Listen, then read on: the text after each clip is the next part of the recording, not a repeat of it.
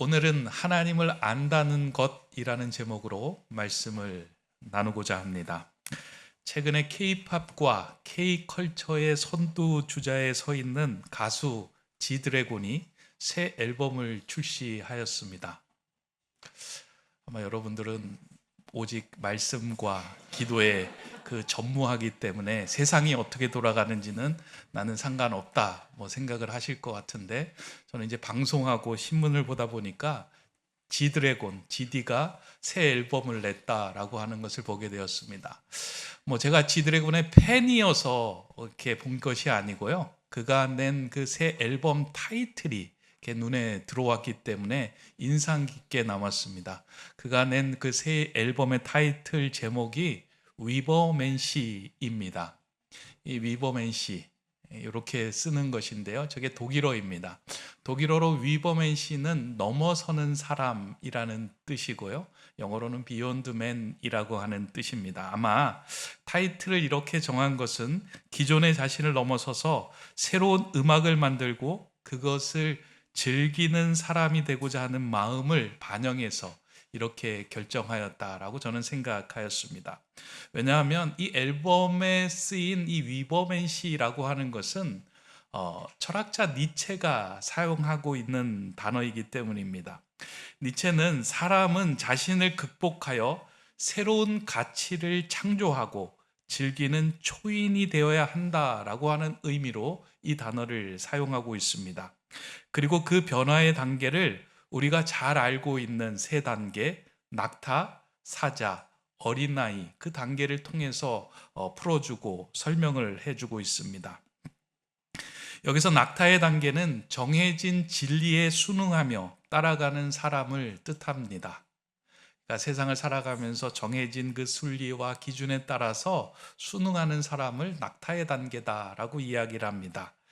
그러나 이 단계를 조금 넘어서면 사자의 단계에 이르게 되는데, 그때는 진리에 대하여 의심하고 반항하며 자유를 원하게 된다, 그러한 단계에 도달하게 된다라고 말합니다. 또한 이러한 사자의 단계를 극복하게 되면 어떠한 가치나 질서에 매이지 않고 그 모든 것을 놀이로 받아들이고 그 놀이를 만드는 어린아이의 단계에 도달하게 된다라고 주장합니다. 니체는 사람은 이렇게 자아를 극복해 나가며 초인에 도달하는 것을 목표로 삼고 살아가야 한다라고 하는 것을 이 위버맨시라고 하는 단어에 담아두고 표현을 했습니다. 이러한 주장은 상당히 설득력이 있어 보입니다. 그래서 사람들은 조금 더 성숙한 상태로 나아가기 위하여 자신을 극복하고 힘쓰고 노력하면 된다, 그러면 그 위버맨시에 도달할 수 있다라고 생각을 합니다. 그런데 여기서 니체가 말하는 인간 이해는 성경에서 말하고 있는 인간 이해하고는 결이 다릅니다.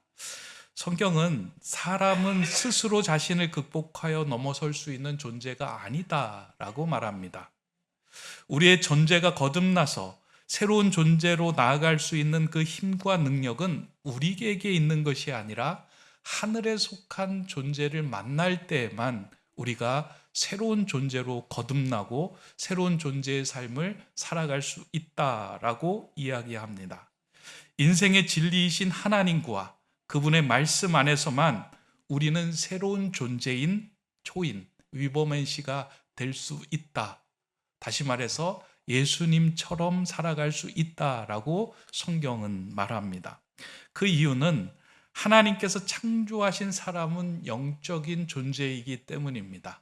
영적인 존재는 이 땅에 속해 있는 것들로 그 영적인 존재가 가지고 있는 결핍이나 공허함이나 혼돈의 문제를 해결할 수 없습니다. 오직 하늘에 속한 영적인 존재를 통해서만 우리의 결핍과 공허함과 혼돈함이 채워지며 새로운 존재로 나아갈 수 있게 됩니다. 사도 요한은 이렇게 하나님을 통하여 새롭게 거듭난 존재가 되는 것을 영생을 소유한 존재이다라고 이야기합니다. 그러니까 사도 요한이 가장 중요하게 여기는 핵심 단어는 영생이에요. 그러니까 니체는 위버맨시에 도달하는 것에 대해서 초점을 두었다면, 요한은 그리스도인은 성도는 내 안에 영생이 있음을 알고 그 영생을 따라 살아가는 존재가 되어야 된다라고 주장합니다. 오늘 본문에서는 이걸 조금 더 정리하고 구체적으로 표현하여 이렇게 말합니다. 본문 6절의 말씀입니다. 하나님 안에 머물러 있다고 말하는 사람은 예수님이 살아가셨던 것처럼 그 사람 자신도 그렇게 살아가야 마땅합니다. 요한은 영생을 소유한 사람을 다른 표현으로 뭐라고 이야기하냐면 예수님처럼 살아가는 사람. 그러니까 예수님처럼 행동하고 말하고 그의 삶의 방식을 가진 사람을 영생을 소유한 사람이다라고 말합니다. 그렇기에 영생이라고 하는 말을 다른 말로 좀 표현해 본다라고 하면 예수님처럼 살아가는 삶을 사는 사람이 영생을 소유한 사람이다라고 바꾸어 쓸 수 있습니다. 요한은 이렇게 우리가 영생을 누리며 살아가는 존재, 예수님처럼 살아가기 위해서 우리에게 필요한 영적인 길이 있다라고 이야기를 합니다. 그러니까 요한복음과 요한서신은 그 길에 대한 이야기를 많이 하고 있는데요. 어떻게 하면 우리가 영생을 소유한 삶을 살아갈 수 있을까? 어떻게 하면 우리가 예수님처럼 살아갈 수 있을까? 이에 대한 이야기를 그리고 방법을 제시를 하고 있는데 저는 그 방법을 오늘 설교 제목에 담아 두었습니다. 두 가지의 방법인데요. 하나님을 안다라는 것과 하나님을 안다라는 것입니다. 여러분은 오늘 그 설교 제목을 보면서 하나님을 안다는 것 거기에만 이제 주목하고 읽었을 터인데요. 안다에는 안다라고 발음할 수도 있습니다. 그래서 하나님을 아는 것도 길이 되지만 하나님을 안고 살아가는 것, 그 품 안에 거하는 것도 우리가 영생을 누리는 길이 된다라는 말씀입니다. 나름대로 고심해서 제목을 정했는데 뭐 이렇게 별로 감동이 없으시네요. 하나님을 안다, 하나님을 안다. 그래서 이 두 가지를 좀 오늘 본문을 통해서 함께 살펴보려고 합니다. 첫 번째로는 성도가 예수님처럼 영생을 누리며 살기 위해서는 하나님을 제대로 알아가야 합니다. 사도 요한은 이 요한서신서와 요한복음을 기록하면서 성도들로 하여금 영생이 있음을 알게 하고 영생을 살아가게 하는 것을 목적으로 두고 기록하였다라고 분명히 밝히고 있습니다. 그럼 사도 요한이 말하는 영생이 무엇인가? 이에 대해서도 우리가 좀 알 필요가 있습니다. 요한서신과 요한복음을 통해 영생이 무엇인지에 대해서 계속 나열을 하고 있는데요. 그 가운데 사도 요한은 예수님의 말씀을 통하여 영생이 무엇인지를 명확하게 이렇게 정의합니다. 요한복음 17장 3절의 말씀인데요. 함께 읽습니다. 영생은 곧 유일하신 참 하나님과 그가 보내신 자 예수 그리스도를 아는 것이니이다. 영생은 하나님을 아는 것이며 예수 그리스도를 아는 것이다 라고 말합니다. 우리가 하나님을 제대로 알고 예수님을 제대로 알 때만 우리는 하나님처럼 예수님처럼 살아갈 수 있기 때문입니다. 여러분 지난주에 영생이 무엇이다 라고 말씀드린 것 혹시 기억하십니까? 영생은 영원한 생명을 사는 것, 그것을 뛰어넘어서 영적인 존재인 하나님처럼 그 존재의 양식으로 이 땅을 살아가는 것, 그것이 영생이다라고 말씀을 해드렸습니다. 그러니까 영생은요, 그러니까 내가 이 땅의 방식으로 살아가는 것이 아니라 하나님 안에 있는 것들을 끌어다녀서 내가 이 땅에서 그 하나님의 존재 양태로 살아가는 것이 영생의 삶입니다. 그러니까 하나님 안에는 생명이 풍성하고요, 하나님 안에는 사랑이 풍성하고요, 하나님 안에는 자비와 긍휼이 풍성합니다. 그러면 영생의 삶이라고 하는 것은 무엇이냐면 내 안에는 없지만 그 하나님과의 사귐을 통하여 내 안에 담기어진 그 사랑을 이 땅에서 행하며 베풀며 살아가는 것이 영생이다라고 말씀을 드렸습니다.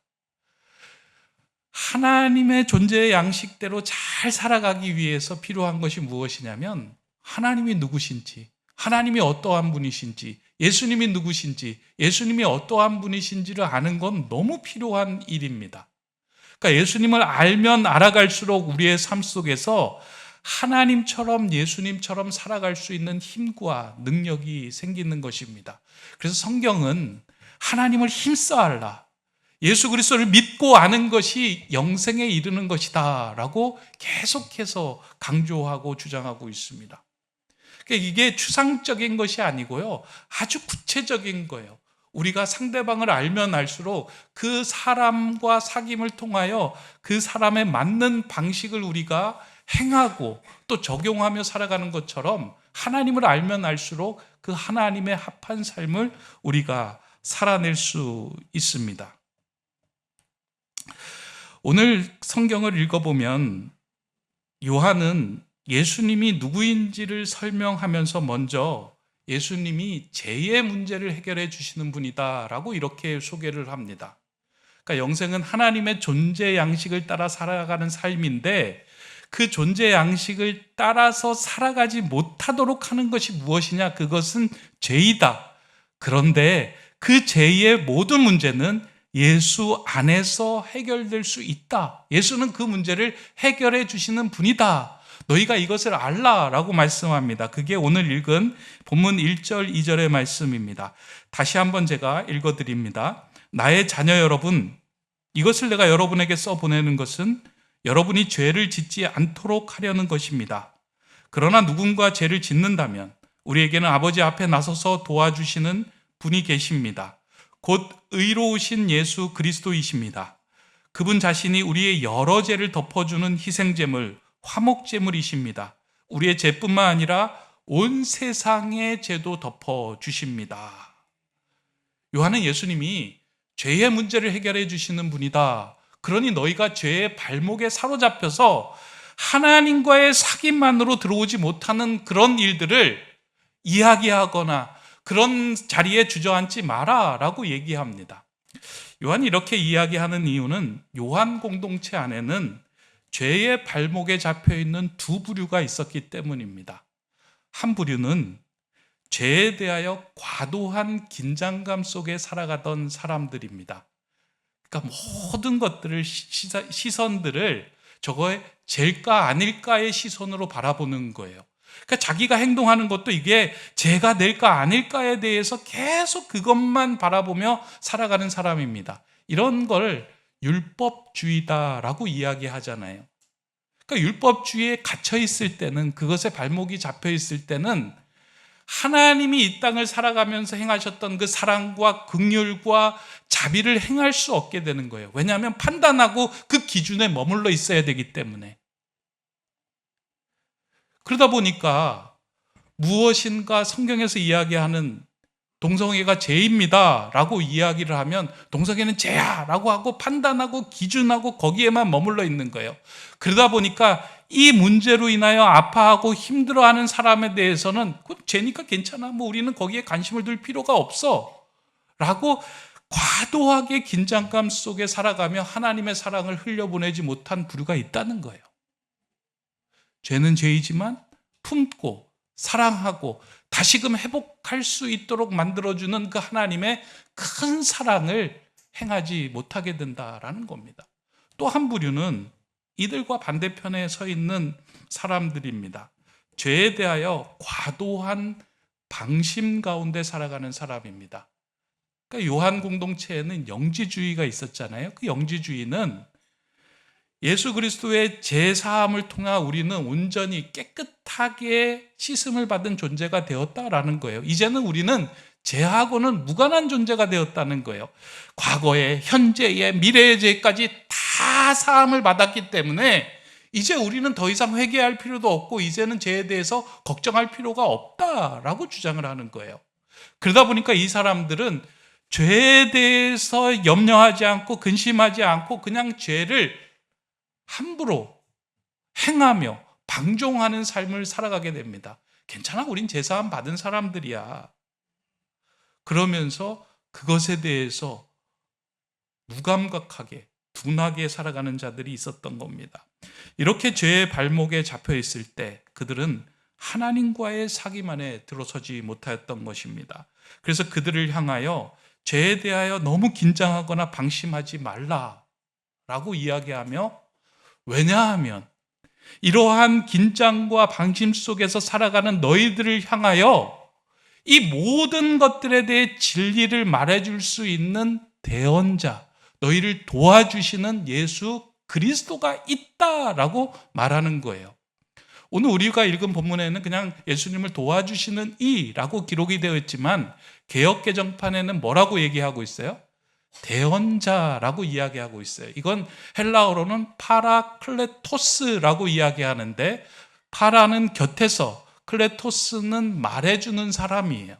그러니까 곁에서 말해주는 예수 그리스도가 있다라는 거예요. 그것이 진리인지 아닌지, 그것으로 인하여 너희들이 어떠한 삶을 살아가야 하는지, 하나님 앞에서 너희에게 옳게 살아가는 방식을 말해줄 수 있는 예수가 있으니 걱정하지 마라, 염려하지 마라 라고 이야기를 하는 거예요.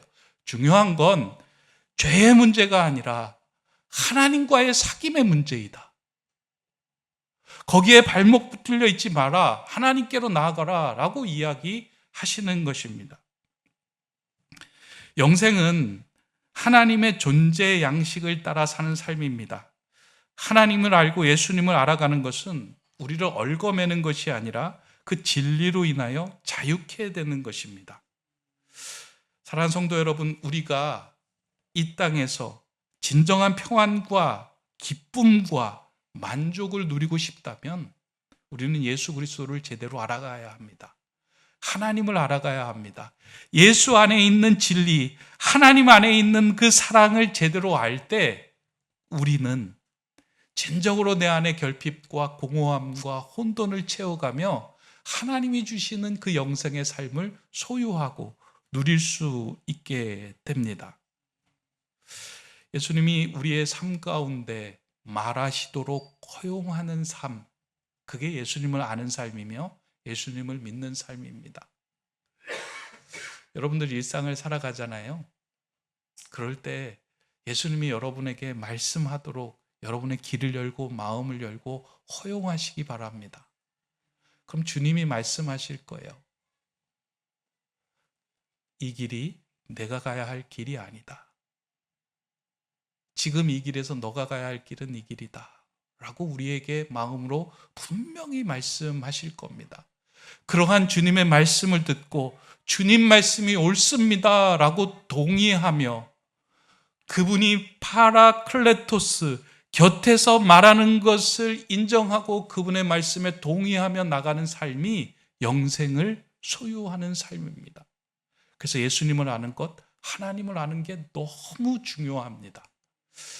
여러분이 이곳에서 신앙생활 하는 동안 그냥 피상적으로 알았던 예수님, 피상적으로 알았던 하나님이 아니라 정말 여러분의 삶에 깊숙이 관여하여 삶의 일상조차까지도 말씀해 주시는 그 하나님을 더 깊이 알아가는 은혜가 있기를 소망합니다. 그런 은혜 가운데 진정한 영생을 누리는 저와 여러분들이 되시기를 바랍니다. 이게 이제 하나님 아는 것이다 라고 이야기한다면, 두 번째는 우리가 영생을 누리기 위해서는 하나님을 안고 그 품 안에 거하여야만 합니다. 영생은 하나님을 아는 것으로 그치는 것이 아니라 하나님과의 사귐 가운데 이루어지는 일입니다. 그러니까 하나님을 안다라고 하는 것은요, 피상적인 알미 아니라 온전한 사귐을 통해 그분의 깊숙한 것을 알아가는 것, 그것이 하나님을 안다라고 하는 의미에 포함되어 있는 말입니다. 우리의 생각과 관점이 바뀌기 위해서는요, 내 생각과 가치관과 관점보다 더 아래에 있는 사람들을 만나면 잘 바뀌지가 않아요. 그러나 내 생각과 가치관과 관점보다 더 높은 곳에 있는 사람을 만나서 이야기하다 보면, 아, 그렇게 생각할 수 있구나, 아, 그런 거구나 라고 생각하게 됩니다. 근데 우리는 영적인 존재이잖아요. 그러니까 새롭게 거듭나기 위해서는, 하나님의 방식을 소유하기 위해서는 영적인 존재인 하나님을 만나고 예수님을 만나고 성령을 만날 때, 성령님께서는, 예수 그리스도는, 하나님은 이렇게 말씀하시고 이렇게 사시는 분이구나라고 하는 것을 마음 깊이 깨닫게 된다는 거예요. 그래서 그분을 만남을 통해서 우리의 삶의 전반적인 것들이 모두 다 변해요. 사도 바울은 예수님을 만나고 난 후에, 하나님을 만나고 난 후에 고백하잖아요. 내가 가지고 있던 모든 지식과 모든 세상적인 알물, 배설물처럼 버린다라고 고백을 하잖아요. 그러니까 지식과 알미 쓸모 없다라고 하는 것이 아니고요, 하나님 나라에 속한 것을, 하나님께서 말씀하시는 존재의 양식을 아는 그 순간에는 내가 속했던 이 세상의 방식과 차원이 다른 그 삶을 소유하며 살아갈 수 있는 존재가 되었기에 그 안에서 충족감과 기쁨을 누리게 된다라는 것입니다. 그러면서 내 안에서 이전에 경험하지 못했던 그 하나님의 사랑을 경험하고 나누며 행하며 살아갈 수 있다라는 겁니다. 이 내용을 오늘 본문 5절에는 이렇게 요약해서 설명해 주고 있습니다. 그러나 누구든 하나님의 말씀을 지키면 그 사람 안에서 이미 하나님의 사랑이 참으로 완전해진 것입니다. 우리는 이로써 우리가 하나님 안에 있다는 것을 알 수 있습니다. 그러니까 하나님 안에 거할 때 우리의 삶 속에서는 하나님에게 속한 것들이 자연스럽게 흘러나오게 된다라는 거예요. 근데 요한 공동체 안에는 그런 사람들이 있었다는 거예요. 야, 나는 하나님과 사귐이 있어, 나 하나님 안에 거해 라고 이야기는 하는데, 정작 그 사람의 삶의 양태를 보면 하나님께 속해 있는 것들이 나오는 것이 아니라 자신 안에 속해 있던 것들이 나오는 거예요. 자신의 고집, 욕망, 자신이 가지고 있던 그 자아들이 흘러나와서 자신을 주장하는 삶을 살아가고 있었던 것입니다. 그러나 영생이라고 하는 것은, 하나님 안에 거하는 삶이라고 하는 것은, 그 하나님께 속해 있던 것이 우리 안으로 들어와 자연스럽게 배출되는 삶이 영생이고 하나님 안에 거하는 삶이 된다. 그것을 보고 너희가 지금 어느 상황에 있는지를 알게 된다라고 하는 말씀입니다. 하나님을 안고 이 땅에서 하나님 안에 온전히 거하며 살아가셨던 분이 예수님입니다. 그러니까 우리가 예수님처럼 살아가야 한다라고 하는 말은, 예수님처럼 살아가는 것에 하나님을 품고 하나님 안에서 살아가셨던 모습이 그 안에 다 담겨 있기 때문입니다. 그러니까 예수님의 생애를 이렇게 들여다보면, 예수님이 세례받을 때 하나님께 기도하는 가운데 그는 하나님 안에 거하고 있음을 우리는 목격하게 됩니다. 예수님이 시험 당하실 때 예수님은 하나님 안에서, 말씀 안에서 그 모든 것들을 이겨내신 것을 우리가 보게 됩니다. 예수님께서 제자를 세울 때 하나님께 기도하며 하나님 안에 거하며 하나님의 뜻을 구합니다. 예수님께서 십자가의 길을 가실 때 예수님은 하나님께 기도하며 하나님 안에 거하셨습니다. 그러니까 예수님의 기도는요, 단지 자신의 간구를 아뢰는 시간이 아니라 하나님 안으로 깊이 들어가는 시간이었어요.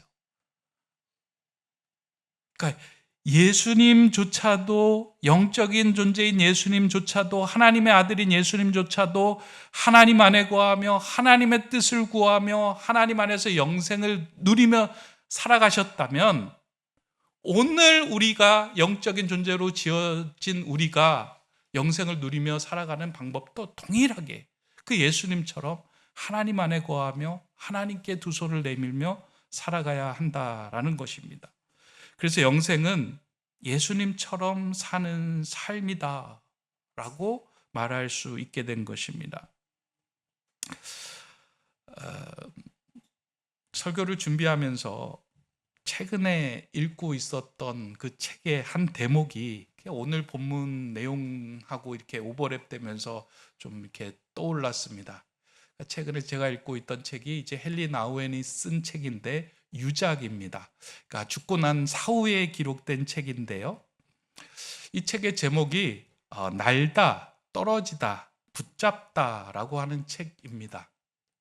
책 제목이 좀 어렵기는 하지만 이 책이 어떻게 해서 기록되어 있는 거냐면 헨리 나우엔이 죽기 5년 전에 아버지와 함께 공중근의 고개 서커스를 보다가 그 공중근의 그 고개 하는 모습에 매료를 이렇게 받은 거예요. 그러니까 그 매력에 흠뻑 빠진 거예요. 그러면서 저거에 대해서 더 알고 싶다라고 하는 생각이 드는 한편으로 언젠가 자신도 저런 공중 그 고개를 한번 해보고 싶다라는 생각이 들어서 그 가족과 함께 사귐을 갖게 됩니다. 그러니까 로드레이라고 하는 가족과 사귐을 갖는데요. 그 가족과 사귐을 갖는 가운데 이 공중 근회하는 모습 가운데서 하나님과 사람 그리고 믿음 이런 것이 무엇인지에 대해서 깊은 깨달음을 얻게 돼요. 그러면서 그 깨달음을 이제 기록하며 이렇게 글로 남겨둔 내용을 이제 책으로 다시 옮겨서 출간한 것이 이 이제 날다 떨어지다 붙잡다라고 하는 그 책의 내용입니다. 이 내용 중에서 헨리가 이제 그 로드레이로부터 들었던 한 대목을 이렇게 언급하면서 하나님과 우리 사이의 관계를 이렇게 묘사합니다.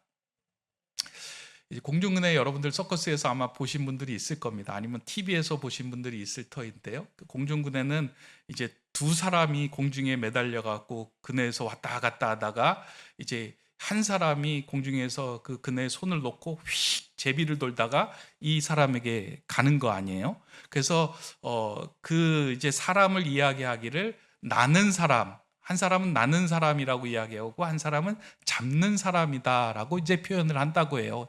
근데 대부분의 사람들은 그 고개를 보면서 나는 사람이 스타고 주목받는 대상이다라고 생각을 한다는 거예요. 그래서 그 헨리도 저 나는 사람 참 멋지다라고 생각을 했는데 그 가족이 이야기를 하는 가운데 공중 근회가 완전하게 완성되고 성공하려면 잡는 사람의 역할이 중요합니다. 그렇게 얘기를 하는 거예요. 그리고 가장 그 이제 경력도 많고 이 모든 것들을 주관할 수 있는 잡는 사람이 잘해야만 이 공중근회가 멋지게 완성이 됩니다. 그러면서 이제 한 얘기를 하는 거예요. 나는 사람하고 잡는 사람 그 사이에 아주 중요한 약속이 하나 있다는 거예요. 그것은 무엇이냐면 나는 사람은 잡는 사람을 향하여 날아갈 때 절대적으로 잡는 사람을 신뢰하며 두 손을 맡겨야 된다라는 겁니다. 그러니까 날아가면서 이렇게 생각해서는 안 된다는 거예요. 날아가면서 저 사람이 나를 잡아줄까 못 잡아줄까라는 걱정 때문에 손이 보일 때 그 사람 손을 덥석 잡으려고 하면 사고가 생긴다는 거예요. 그러니까 잡는 사람이 그 사람을 잡으려고 하고 나는 사람도 잡으려고 하는 가운데 손목이 부러지는 일이 생기니까 절대 나는 사람은 그냥 모든 거를 맡기고 그냥 두 손을 쭉 뻗고 잡는 사람을 향하여 날아가기만 하면 된다. 그 이야기를 듣는 순간에 이제 헨리는 뭐 이렇게 영성가이고 신학자이다 보니까 그 생각이 벌떡 들었나 봐요. 예수님께서 십자가에 달려 돌아가실 때 아버지여 내 영혼을 하나님께 맡깁니다 라고 하면서 마음에 그 두 손을 들고 하나님께 온전히 맡긴 그 상황, 그때 하나님은 그 예수의 손을 붙잡아 주시고 죽음이 아니라 영생의 삶으로 옮겨주신 것. 성도의 삶은 저래야 되는구나. 하나님을 전적으로 신뢰하며 하나님께 두 손을 들고 맡기는 그 삶을 통하여 우리가 도저히 넘어설 수 없는 것들을 하나님은 우리로 하여금 넘어서게 하고 영생의 삶을 살게 하고 누리게 하시는구나. 하나님과의 온전한 사귐은 내가 무엇인가 하기 위해서 애쓰고 노력하고 붙잡기 위해 힘쓰는 것이 아니라 전적으로 하나님을 신뢰하며 하나님만 나를 온전하게 하실 수 있는 분입니다 라고 두 손을 내밀 때 우리가 감당할 수 있는 문제를 넘어서고 진정한 위버맨시, 영생을 사는 사람이 될 수 있구나. 우리 교회가 이제 5년째로 접어듭니다.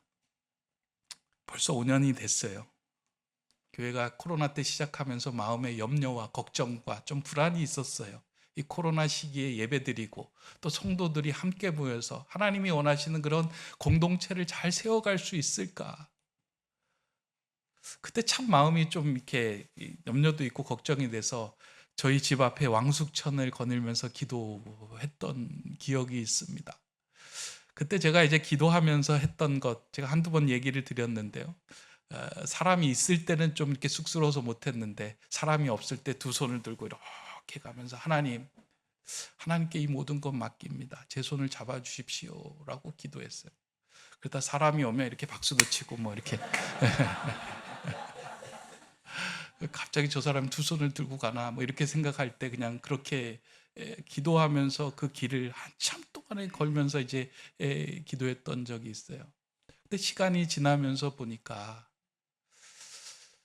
제가 생각했던 것 이상으로 하나님은 제 손을 잡아주시고, 어렵고 힘들고 답답할 때마다 그 손을 붙들고 건너가게 하셨어요. 그걸 보면서 하나님께 두 손을 들고 기도하며 나가는 자는 하나님은 반드시 그를 붙잡아 주시고, 우리가 감당할 수 없는 문제를 건너가게 하시고 하나님의 나라를 경험하게 하시는구나. 혹시 오늘 이 자리에 여러분들이 그렇게 해결하고 싶지만 회복되지도 않고 죄의 문제, 여러분들 발목을 붙드는 여러 가지 문제들로 인하여 답답함이 있다면 다시 주님을 향하여, 하나님을 향하여 한번 손을 들고 하나님 품에 안기도록 나아가시기 바랍니다. 하나님은 반드시 여러분을 잡아주셔서, 여러분의 두 손을 잡아주셔서 이 땅의 답답한 곳에 머물러 있는 것이 아니라 하나님께서 주시는 그 만족과 기쁨의 자리로, 영생의 자리로 우리를 옮겨주실 것입니다.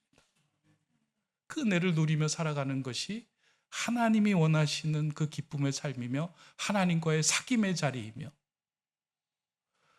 사도 요한이 말했던 영생의 삶입니다. 진정한 이와 같은 위버맨 씨, 그러한 예수님처럼 살아갈 수 있는 성도님들 다 되시기를 주님의 이름으로 축원합니다. 기도하겠습니다. 진리의 주님, 어둠에 속한 우리들을 빛의 나라로 옮겨주시고 그 영생을 맛보고 누리게 하심에 감사를 드립니다. 지금껏 빛의 자녀임에도 불구하고 죄의 발목이 잡혀 세상에 잡혀 하나님과의 온전한 사귐으로 나아가지 못할 때가 참 많이 있었습니다. 이제 다시금 참 빛이요 생명으로 오신 예수님을 붙들고 예수님을 도추로 삼아 하나님께로 나아가려고 합니다.